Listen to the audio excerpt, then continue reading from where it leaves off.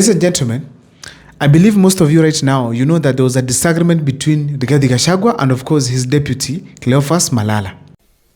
Sisi tumeshikana kama United Opposition na tumekubaliana tutatoa candidate moja wa kung'ang'ana na William Ruto. Si ndio? Si ndio? Candidate mo? Na pale kwa secretariat juzi tumeamua ya kwamba tumeweka Dr. Mukisa Kitui hapo atusaidie. Na huyu deputy wangu kijana anaitwa Malala. Kijana shupafu ananisaidia sana na ni kijana mzuri. Lakini niliona alikuwa na wasiwasi ati imewekwa mzee inatakikana vijana tupu. Hapana, pale secretariat yetu tuko na majenzi na millennial ndio wanasukuma kazi hapo kwa secretariat. Na wanapanga kazi nzuri sana. Na tuko na imani na vijana, majenzi na mamillennial. Lakini lazima tutafute mtu mmoja iko na experience ya kuwa guide na kumenta house. Iko namna hiyo. And that is what I want to highlight here on this particular video. Juzi tumeona tulikuwa na shida kidogo.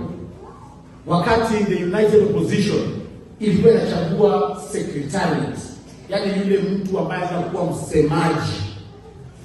Na wale viongozi wetu, the principals, wakachagua Mukisa Kitui, yule ambaye alikuwa former MP wa Kibirini. Mzee aongoze akuwe msemaji.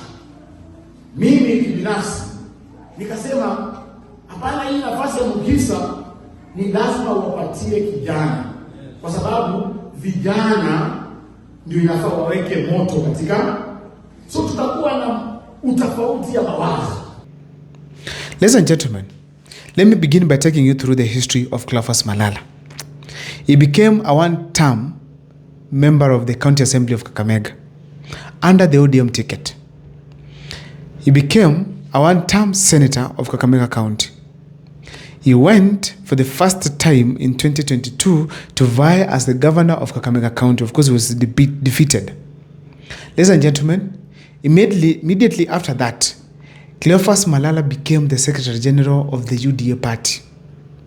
As if that was not enough, William Ruto also elevated him to sit in the cabinet, in that as they are making decisions in the cabinet, Cleophas Malala is by their side, listening and following everything step by step. Up to that point, William Ruto has a strong connection with Cleophas Malala and trusting him as a Secretary General to sit in the cabinet. That is huge. So therefore, these two people, first of all, before Gachagua's impeachment, they were very, very close. Now, Cleophas Malala, he has also been to various parties. He has been the ODM when MCA. He has been a senator under ANC, and he has also been a governor aspirant under UDA. That is a clear indication that he's not a person who sticks to a party for a long time. He's not like Babu Wino, he's not like other leaders. This Cleophas Malala will always jump ship based on the interests. Let me first admit before I continue that I wanted one time to do a video here to tell Gachagua that yes, Cleophas Malala is a good campaigner.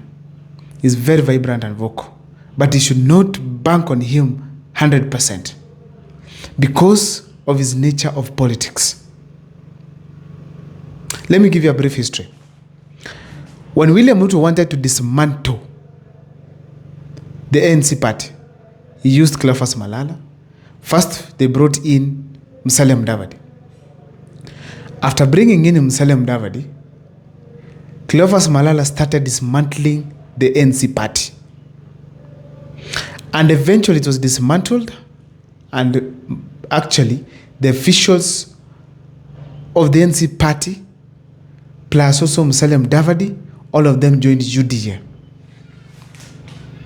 Ladies and gentlemen, that was a plan that was laid down by Cleophas Malala. Now, as we speak today, we all know that Ford Kenya exists. But most of you, I think you know that he also made an attempt to go for the Ford Kenya party when he was a Secretary General of the UDA party. But I think Moses Wetangula managed to control that kind of a narrative.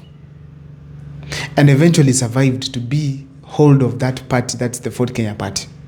But still, we know that it was the agenda of Cleophas Malala to dismantle that party and allow UDA to be the sole party that is in government. Ladies and gentlemen, without thinking too much, you can tell that Cleophas Malala, up to that point, he is not a straightforward leader. Up to that point, he can be used to do dirty game. Up to that point. Now look at this. He's now in the DCP party. And no, the DCP party, it's led by Gachagua, not Cleophas Malala.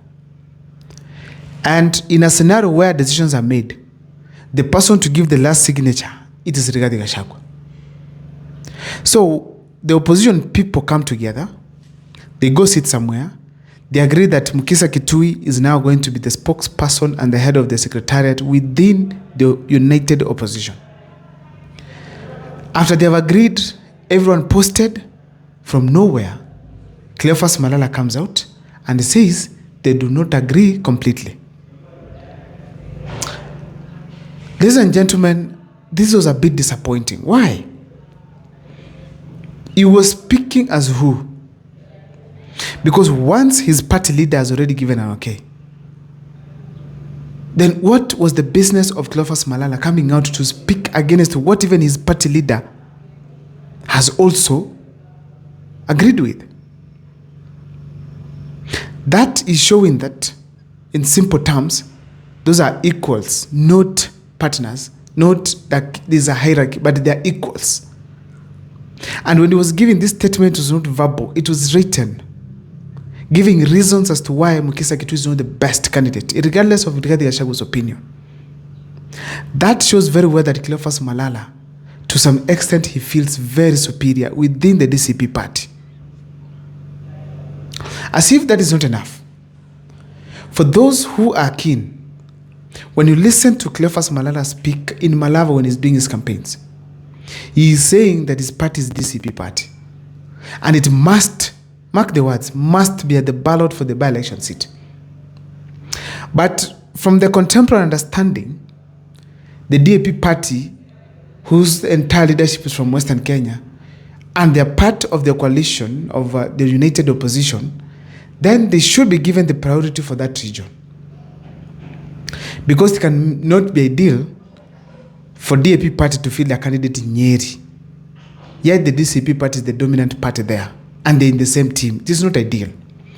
But Cleophas Malala has been very adamant, speaking against the decision for the DCP party of party candidate stepping down for the DAP party, that is, I think, Seth Panyako. Ladies and gentlemen, that is a clear indication that Cleophas Malala is ready for something. And that is war within the opposition. When the parties are talking, he disagrees. When the leaders are talking, he disagrees. That's a clear indication that Cleophas Malala is ready for a battle.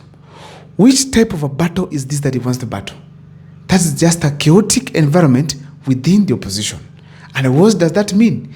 It creates a perception that the opposition is disintegrated and they're weak. Because this kind of an attitude that Cleophas Malala is showing, to honestly say it here, it is not possible that it is a kind of attitude that Kenyans want from the opposition side. So therefore, I feel he's a man in a mission. Let me remind you this. There are allegations that have come out that this gentleman, William Ruto, built for him a house. They funded his gubernatorial aspirant contest for Kakamega County. And this guy, indeed, he was later on given a better office of being a Secretary General of the ruling party and also given a chance to sit in the cabinet. When the cabinet is sitting, he's also part of it. I don't know whether it was to ensure the agenda has been done or to understand how government is run.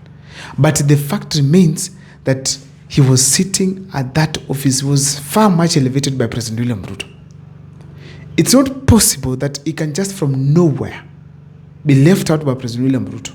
William Ruto pick someone else just like that. Because right now we can't even feel whether Omar Hassan is a Secretary General. But Cleophas Malala's time was very effective. And there was no clear reason as to why he was even dismissed from the party. But the fact remains, as we speak today, Cleophas Malala was trusted heavily by President William Ruto. I am having a bad feeling about Cleophas Malala. If there will be no change, then it will be the reason as to why there will be a fall for the opposition, especially the party DCP.